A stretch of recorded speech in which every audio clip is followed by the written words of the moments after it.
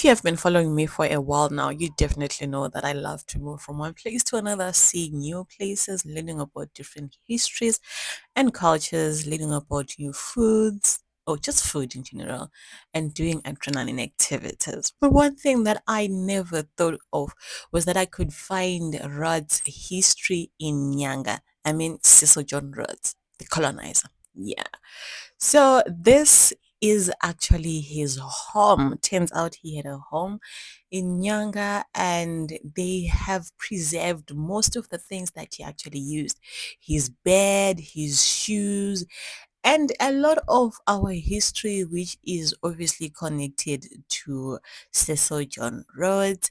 We see a lot of prime ministers that were there during the Rhodesian times, including the very own, I think he's a very first black prime minister that would be the late Robert Gabriel Mugabe. And these are his shoes, by the way. Not Mugabe's shoes, but Cecil John Rhodes' shoes. Imagine they have preserved those. And some of the furniture, it's still very much alive and has such strong, standing. It's just so amazing.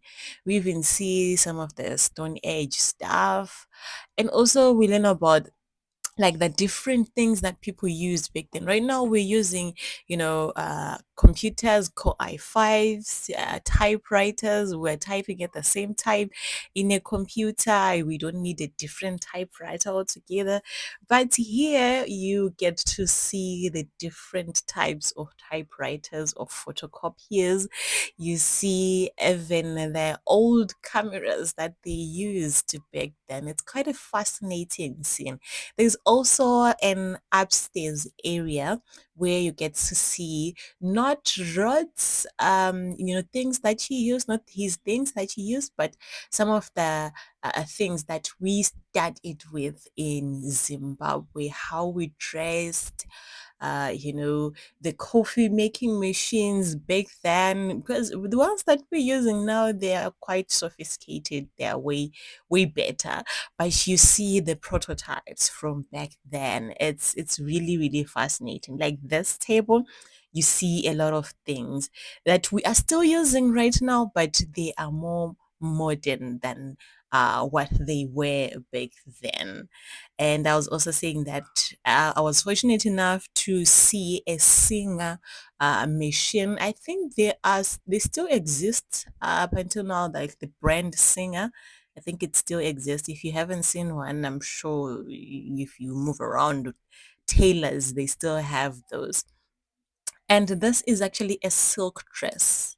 It has been like that for years. It's not been touched. So you see how much they try to preserve the history of Zimbabwe. And this is basically the medicine cabinet, showing us the first bottles that were created in Zimbabwe. All of the things that the doctors use. This is a pill making capsule. It's just a lot. It's actually fascinating. I would advise you guys to go to Nyanga and learn about Rod's history, because I think in Bulawayo there isn't much. It's all about his grave and like his last days.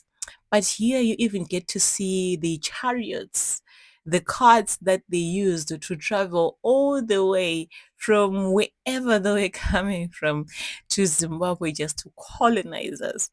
One fascinating thing that I learned about Rhodes, which is I think it's alleged. I didn't say alleged because I don't want anyone coming for me, but it turns out he was not straight. I don't know. Allegedly, it is said allegedly he was not straight. Let me know in the comment section down below what you think about this. For me, Pixie, I'll see you guys in my next video.